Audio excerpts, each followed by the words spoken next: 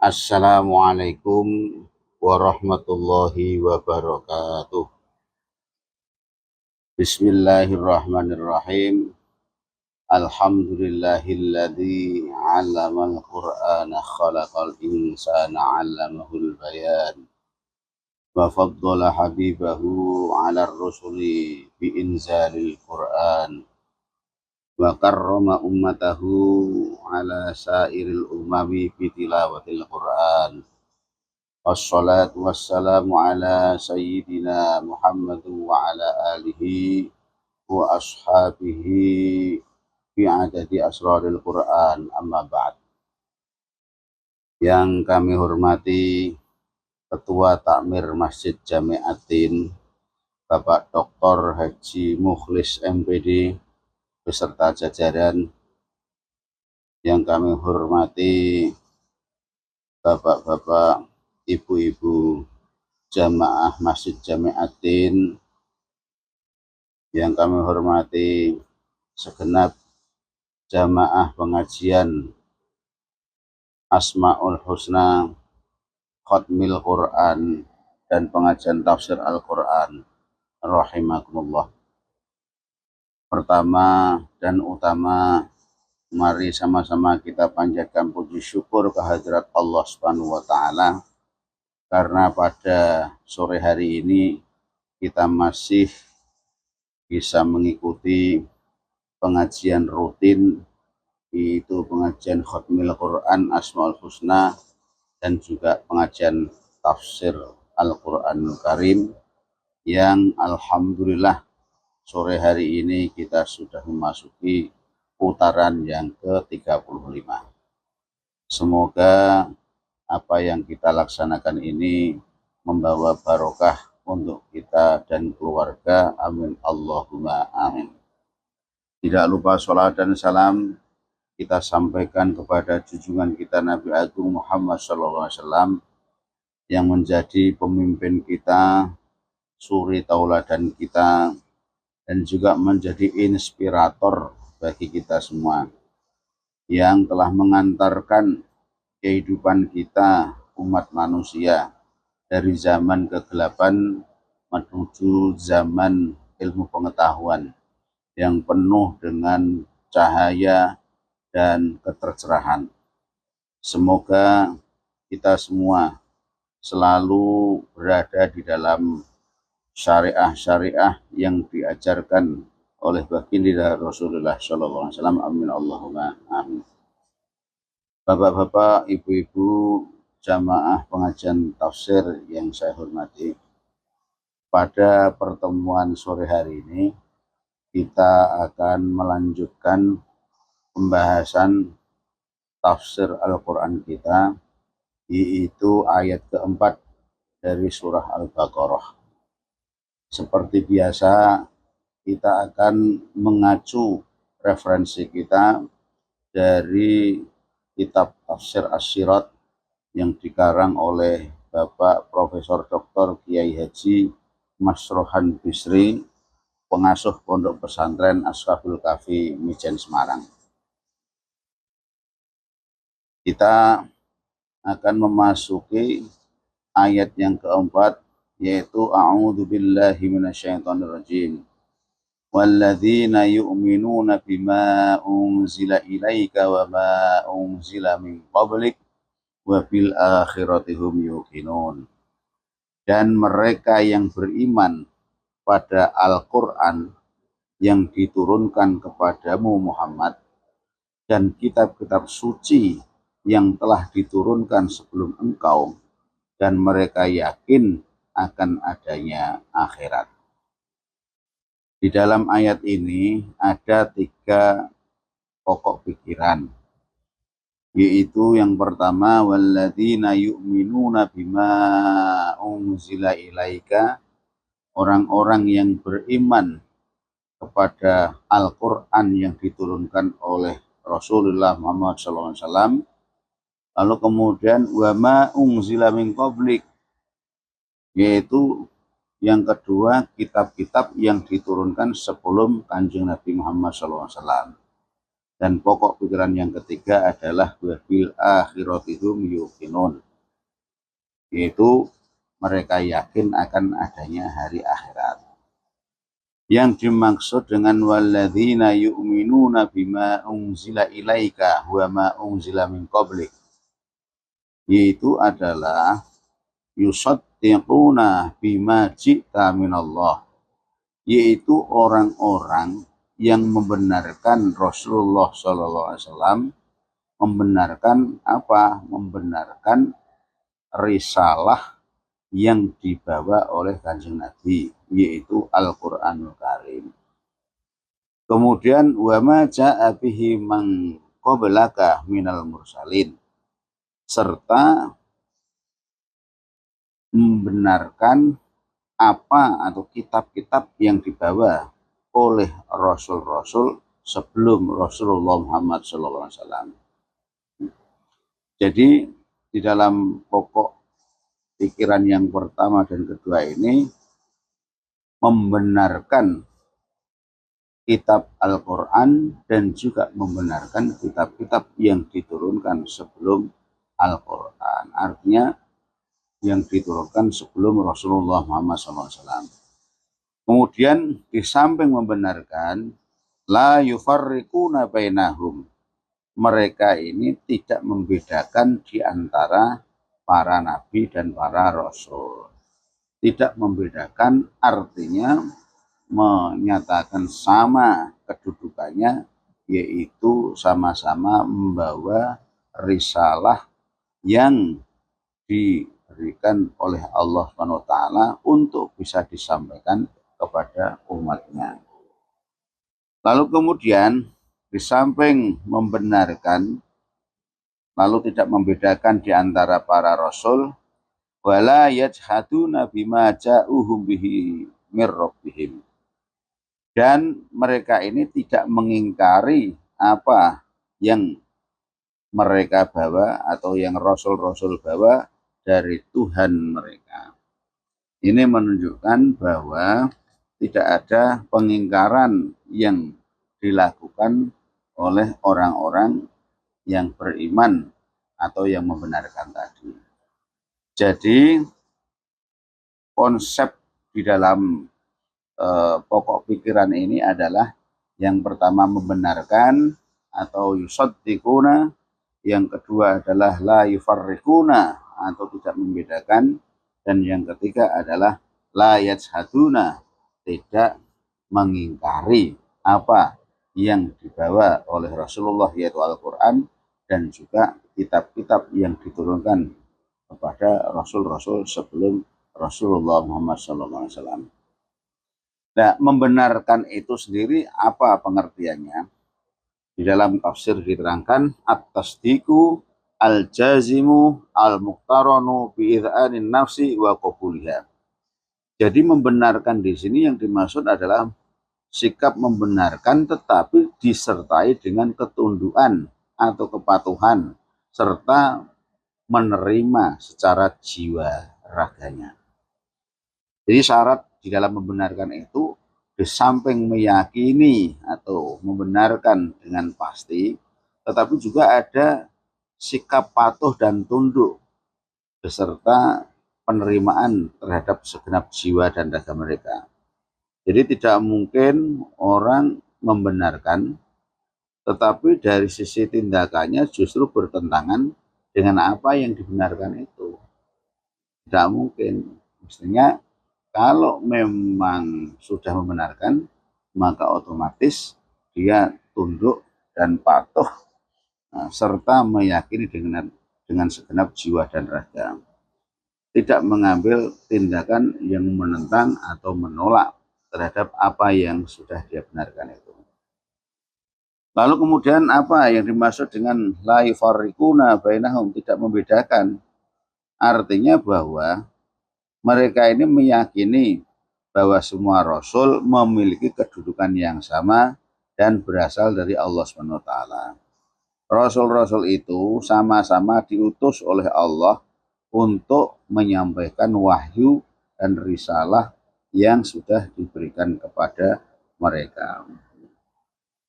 Itu keyakinan terhadap rasul-rasul itu sama kedudukannya, yaitu mendapatkan risalah dari Allah. Lalu kemudian juga tidak membedakan, itu artinya tidak ada penolakan terhadap salah satu dari rasul-rasul yang diturunkan oleh Allah Subhanahu wa taala. Misalnya kalau kita sudah meyakini bahwa ada 25 rasul yang wajib kita ketahui, tidak mungkin kita misalnya mengatakan, oh dari 25 rasul itu yang 24 saya setuju, tapi yang satu rasul itu saya tidak yakin. Itu juga termasuk mengingkari dari yaitu keimanan terhadap rasul. Jadi menolak salah satu dari rasul itu sama dengan menolak keyakinan atau membenarkan terhadap rasul. Ini yang dimaksud dengan mengingkari. Oleh karena itu syarat atau pokok pikiran yang kedua yaitu tidak membedakan di antara para rasul yang diutus oleh Allah Subhanahu wa taala.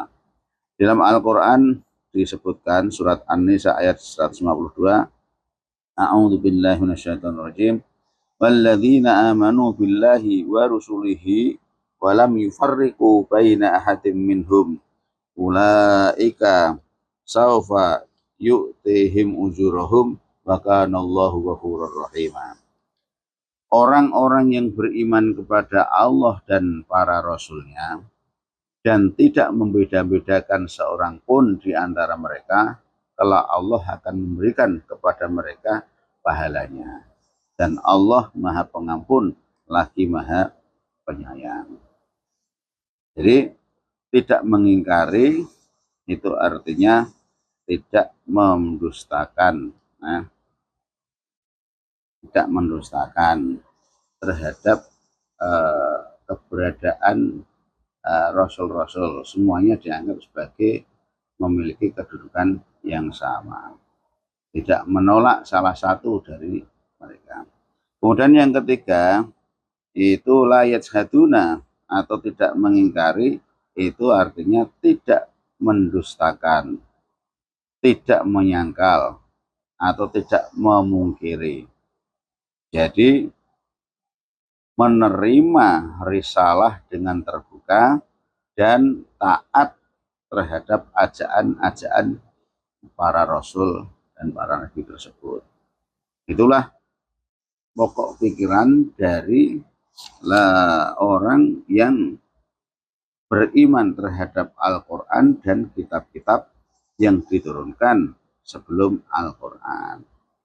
Lalu pertanyaannya, apa saja risalah atau kitab-kitab yang dibawa oleh para rasul sebelum Rasulullah Muhammad SAW atau sebelum Al-Quran?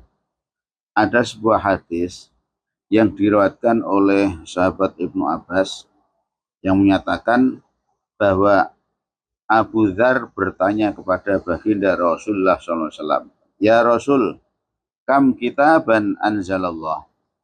Qala mi'atu kitabin wa arba'atu kutubin. Abu Dzar bertanya kepada Rasulullah, ya Rasul, ada berapa kitab yang diturunkan oleh Allah Subhanahu wa taala? Qala mi'atu kitabin wa arba'atu kutubin. Rasulullah menjawab, ada 100 buah kitab. Jadi mi'atu kitabin 100 wa arba'atu kutubin dan 4 atau 104 kitab. Nah, 104 kitab itu Allah turunkan kepada siapa saja. Yang pertama yaitu diturunkan kepada Nabi Syith, yaitu berjumlah 50 suhuf atau 50 sohifah. Memang Nabi Syith inilah Nabi yang paling banyak menerima suhuf. Nah, isi dari suhuf itu sendiri tidak lain adalah perintah-perintah Allah, hukum-hukum Allah, syariat Allah, lalu kemudian tentang tauhid, mengenal Allah, malaikat Allah, berbuat baik kepada orang tua, lalu kemudian juga batasan-batasan syariat yang memang dianjurkan kepada manusia. Itu adalah suhuf yang diturunkan kepada Nabi Syekh. Mengapa Nabi Syekh yang mendapatkan kepercayaan itu? Karena menurut ahli tafsir, Nabi Syekh memiliki karakter yang cerdas. Beliau adalah sosok yang takwa dan patuh kepada abahnya, patuh kepada ayahnya Nabi Adam alaihi salam. Dulu setelah kematian Habil yang soleh itu, 5 tahun kemudian Nabi Adam punya anak yang bernama Syekh ini. Syekh itu artinya hadiah. Itu hadiah dari Allah, yaitu anak yang soleh. Mengapa Allah memberikan hadiah kepada Nabi Adam? Karena yang menjadi anak keturunan Adam yang soleh itu tidak lain adalah Habil. Cuma Habil pada saat itu mati dibunuh oleh saudaranya yang bernama Qabil. Kita tahu bagaimana sejarah Qabil dan Habil sebagai salah satu cerita yang sangat melegenda sampai saat ini. Yaitu dulu ketika Nabi Adam turun ke bumi dari taman surga, lalu kemudian bersama Ibu Siti Hawa, Nabi Adam dikaruniai 2 orang pasang putra kembar. Yang pertama adalah Qabil, pasangan kembarnya dengan Iklimah. Lalu kemudian yang kedua Habil, pasangan kembarnya adalah Labida. Nah, 2 orang pasang kembar ini merupakan putra dari Nabi Adam alaihissalam. Lalu kemudian Allah memberikan perintah setelah putra-putranya Nabi Adam ini sudah mencapai akal balik, mendapatkan perintah dari Allah supaya mengawinkan putra mereka, tetapi dengan cara mengawinkan tidak dengan satu kandung atau ghairu syakik, tidak satu kandung, sehingga Qabil menikah dengan Labida, lalu kemudian Habil menikah dengan Iklimah. Lalu kemudian perjalanan sejarah menunjukkan Qabil ini timbul rasa iri, rasa dengki, karena Iklimah, pasangan kembarnya itu ternyata lebih cantik dibandingkan Labida yang dia nikahi. Sementara Habil dia mendapatkan pasangan Iklimah yang lebih cantik. Akhirnya Qabil merasa iri. Dia tidak cocok dengan anjuran yang disampaikan oleh ayahnya yang merupakan perintah dari Allah Subhanahu wa Ta'ala. Karena itu Qabil menentang keras, lalu kemudian disampaikan kepada ayahandanya, lalu kemudian turunlah yaitu wahyu supaya 2 orang itu dites mengapa Habil mendapatkan Iklimah, lalu kemudian Qabil mendapatkan Labida.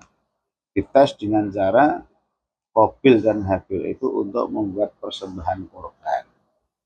Lalu apa yang terjadi?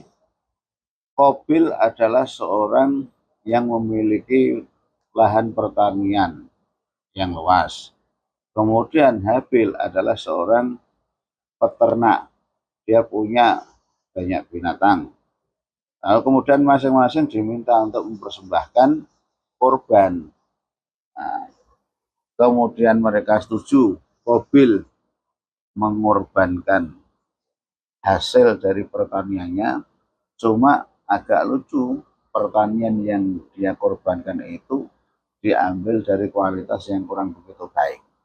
Sementara Habil dia justru sebaliknya memberikan persembahan korban dari salah satu binatang ternaknya yang paling gendut, yang paling gemuk. Sudah, akhirnya dua persembahan tersebut akhirnya sudah disampaikan. Dan akan ada informasi bahwa korban yang akan diterima akan mendapatkan tanda dari Allah SWT. Tidak lama kemudian ternyata muncul sebuah petir atau kilat api yang menyambar korban miliknya Habil, yaitu binatang yang paling gendut tadi itu. Akhirnya disitulah Qabil tidak terima. Dengan rasa irinya, rasa bencinya itu, akhirnya dia tega membunuh saudaranya yang bernama Habil. Jadi ini adalah sejarah pembunuhan pertama dari sejarah umat manusia. Qabil membunuh Habil ini. Dan memang pada saat Qabil membunuh Habil itu dia kebingungan. Menurut satu riwayat dikatakan 100 tahun Qabil itu menenteng mayatnya Habil, mau dikemanakan dan sebagainya. Tapi kemudian Allah memberikan contoh, di dekat mereka ada burung gagak yang juga bertarung berkelahi, saling bunuh. Lalu kemudian ada burung gagak yang satu itu terbunuh, lalu kemudian burung gagak yang menang tadi itu akhirnya menduker tanah. Lalu kemudian setelah tergali tanahnya itu, yang mati dikuburkannya di situ. Qabil akhirnya belajar dari burung gagak itu.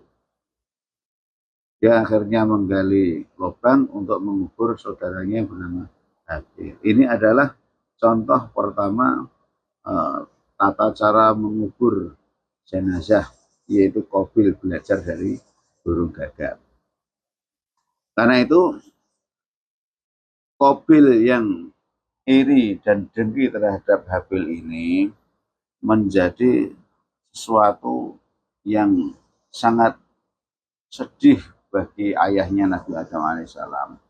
Karena itu Nabi Adam dengan kehilangan Habil, anak yang penurut, anak yang soleh dan mau berbakti, ini tentu sedihnya bukan main. Makanya Allah kemudian menurunkan putranya yang bernama Seth, yaitu anak yang soleh setelah 5 tahun kemudian. Menurut sahabat Ibnu Abbas, Nabi Seth itu lahir ketika Nabi Adam usia 930 tahun. Dan Nabi Adam dengan karakter Nabi Seth yang begitu cerdas, patuh, dan berbakti itu, makanya tidak segan-segan mengajarkan semua pengetahuan yang didapatkan Nabi Adam ketika masih di surga pada saat itu.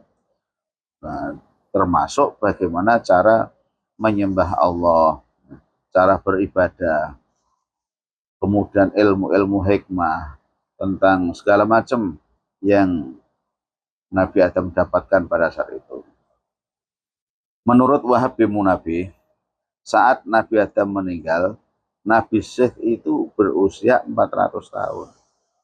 Jadi selama 400 tahun itu Nabi Seth menyerap ilmu pengetahuan yang didapatkan dari ayahandanya Nabi Adam alaihissalam.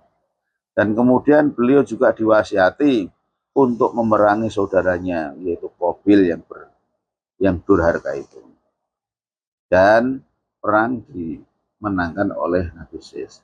Jadi Qabil ini adalah sejarah pertama orang yang durhaka kepada Allah, dan nanti akan melahirkan keturunan-keturunan yang juga durhaka kepada Allah Subhanahu wa Ta'ala. Jadi ini adalah suhuf pertama diturunkan kepada Nabi Seth sebanyak 50 sohifah.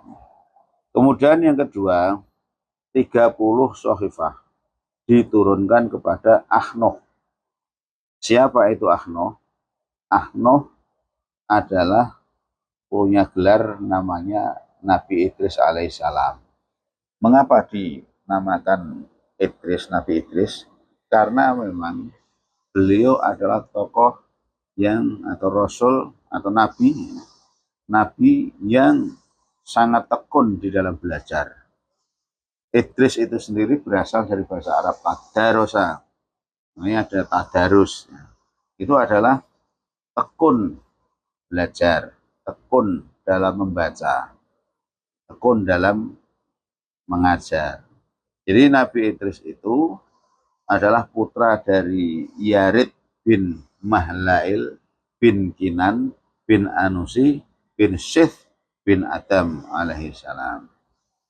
Jadi masih keturunan dari Nabi Syith, termasuk golongan keturunan yang soleh.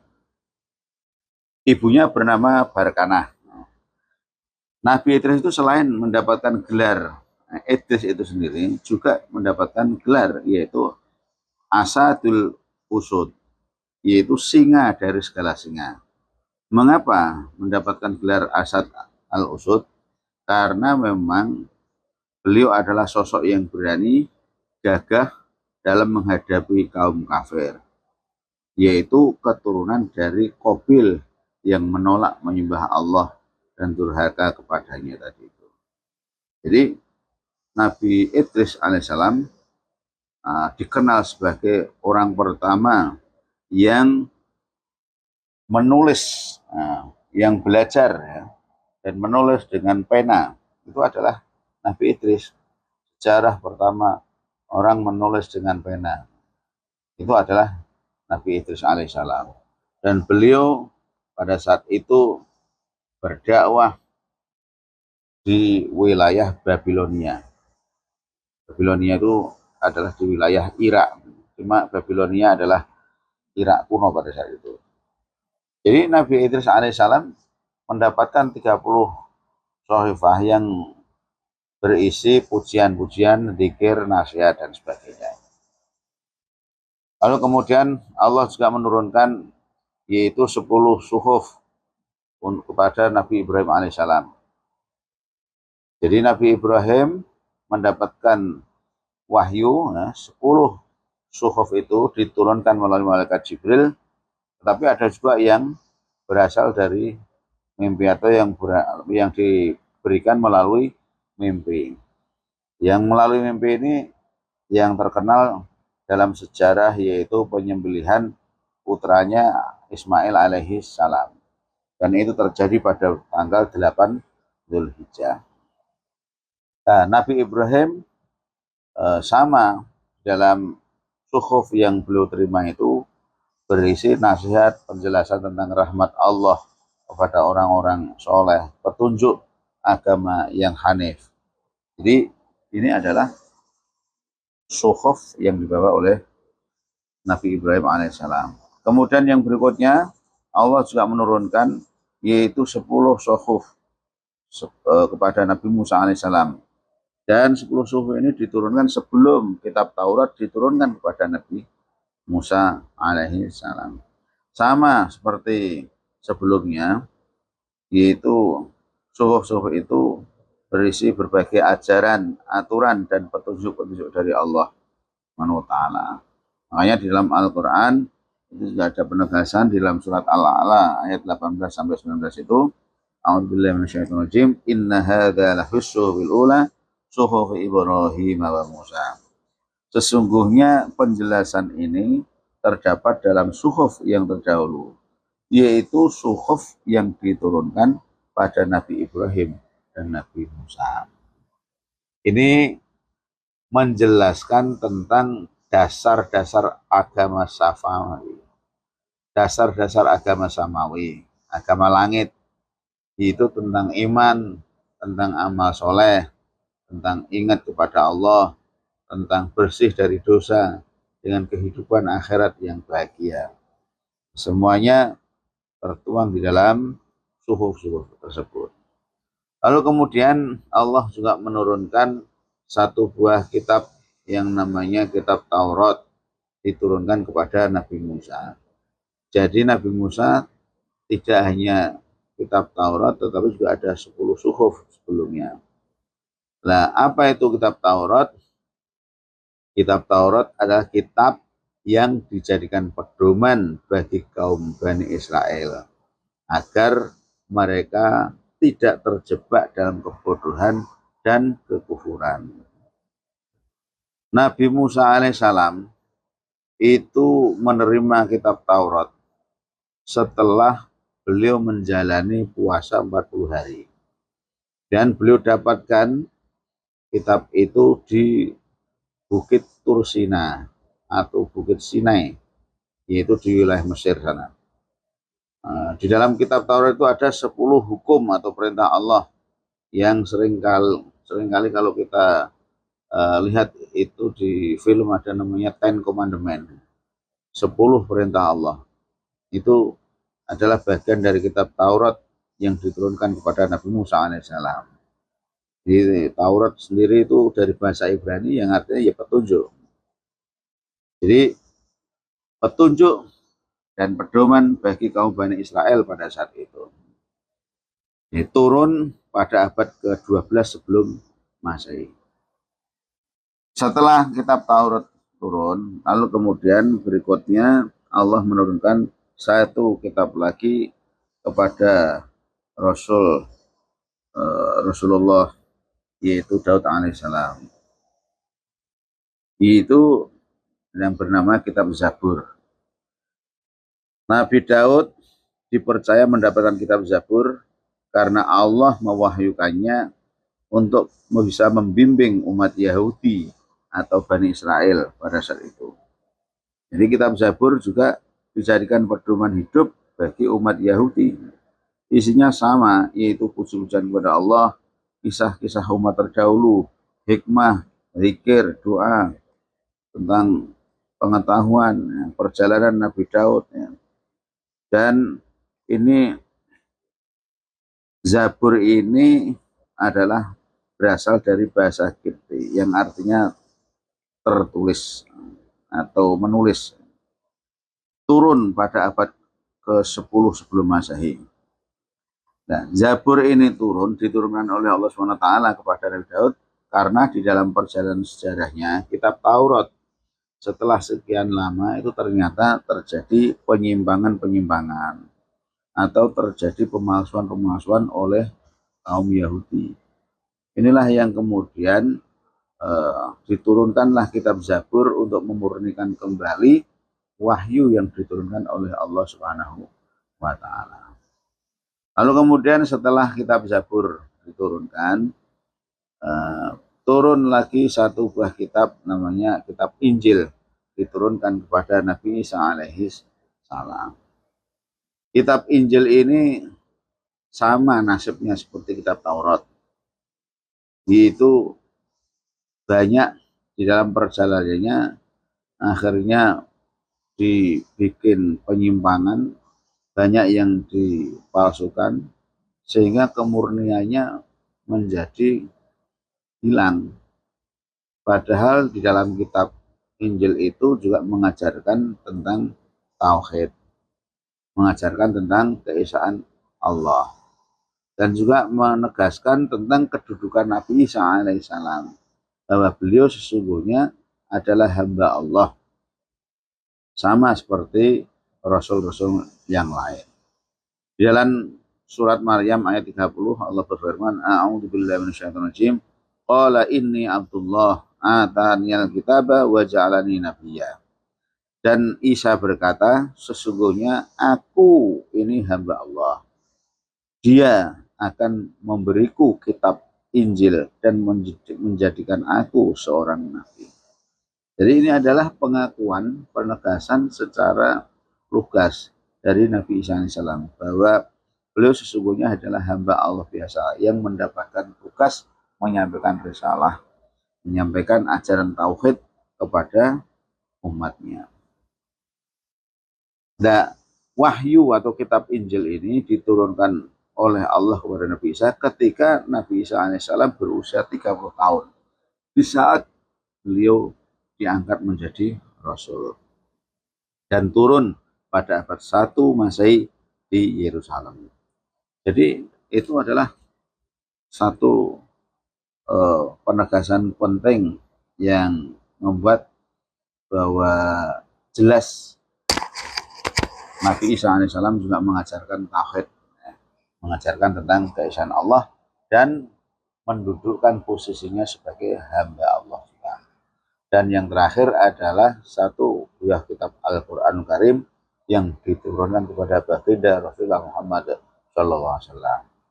Jadi seperti yang kita sampaikan, jadi kitab Injil juga bernasib sama seperti Taurat, banyak perubahan yang menyimpang, yang mestinya ajaran tauhid justru banyak berisi tentang perjalanan hidup Nabi Isa alaihissalam. Makanya turunlah Al-Quran Karim yang mengoreksi beberapa hal yang ada dan juga sekaligus menjadi penyempurna kitab-kitab sebelumnya.